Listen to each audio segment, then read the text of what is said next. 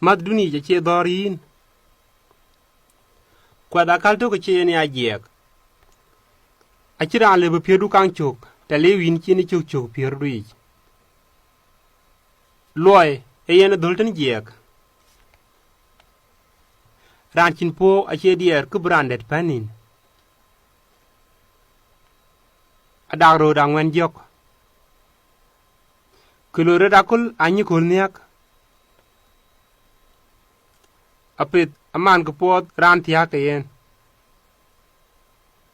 yuel ran chapit angwen yuel ran apet duku tweng pelwe arin ngodin ke chien pon chungong achere lai gam jek chor po angwen chor nyin durup achin met kurandit min mor ai la maddo na kai pula yum ke yenyendu tiengin kai nini nyin ku benda ipo na chi a bank rech kayin a bank gwer na witung pat kai du kwenyir dangej arli ku banu maran yar chilek bi yinien yatak adag rod aya alwet kwa kan kuch kwa ya mukok adagret achile bu kang jak chogalon chi wune nyang jek e bain du mir po ku bi jwak reality ga tayelip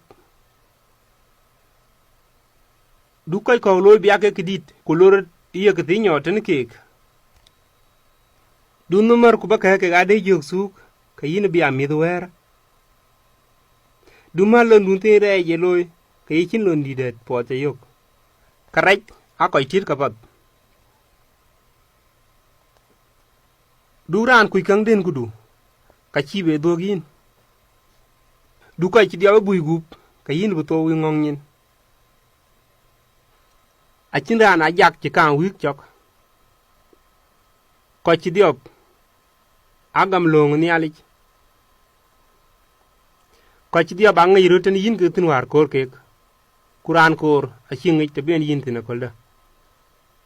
yen tok ale bulwet yi wit dor e wij mier po ku tong e wij dor ngong e yipen klo ring di yok elon chini bany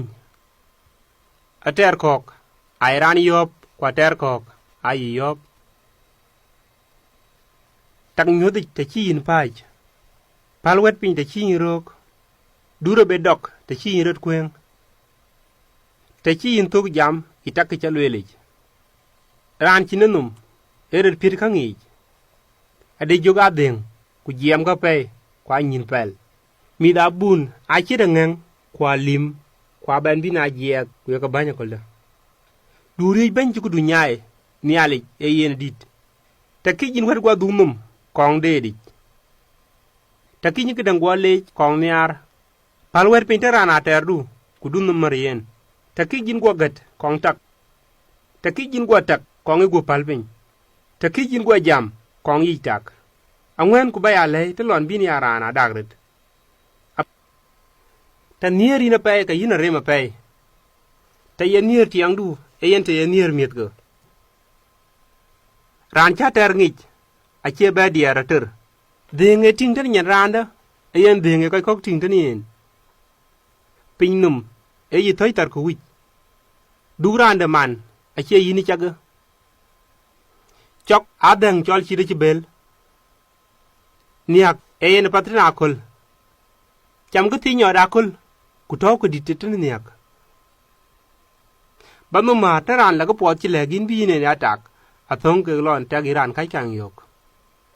tong apol jogi koril thogi danga ku yun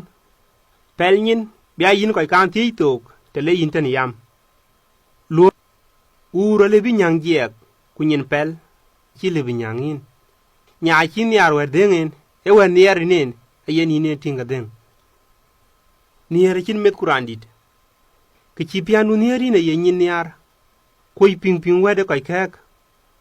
koi kui kang aka nim gut ping ka keni ku ngot ko kointen koi kok ran kuj me ti ga to di tiang du ye tut bi diop chol ye dor akudic kuduro chol ye dier akut koy kuj ka ŋarun mac ki ci ka wic du nya niar rin kai ken niar rin dheŋ de kutene luithin ni ran kuj kaŋ ce cut du kudu de ran kuj kaŋ rin ceni bileec ku goktin aŋwen ku ba ya lony te lon bi ni abeny kuj kaŋ aŋwen ku ba ya tik te lon bi ni amuny cin wedic aŋwen ku ba ŋoŋ te lon bi nak jaagdu bot gadaŋ amaat ku ba ŋic tok ku du loi rany bi ci loi tok ku puot ca loi e yiti tweŋ cwer aŋwen peet aŋwen ku ba gadaŋ jo ka rac ku thok kapat te lon bi ne jo kapat ku thok ka rac yek koy kuj kaŋ a niar lon bi ka kony ku ci koc kony ran kuj kaŋ e thuic pier de ran kuj kaŋ acie kiden ci thian ye puo muk cok a lon en kenegen du kaŋ kuj ku beron ŋom keliu ka yin thiec ku bi yi kony them nya dhol juec ta kijin ye gwot thiak ŋic lon adak wet ye tik luel acie yen ki ye loi nier adejok e tho wo koth nyan alim aŋwen adejok du ran gam ka ken ye ka luel gam ka ken ye ka loi ka ye puon ran wic piny nom a tho ka bal ko kumieth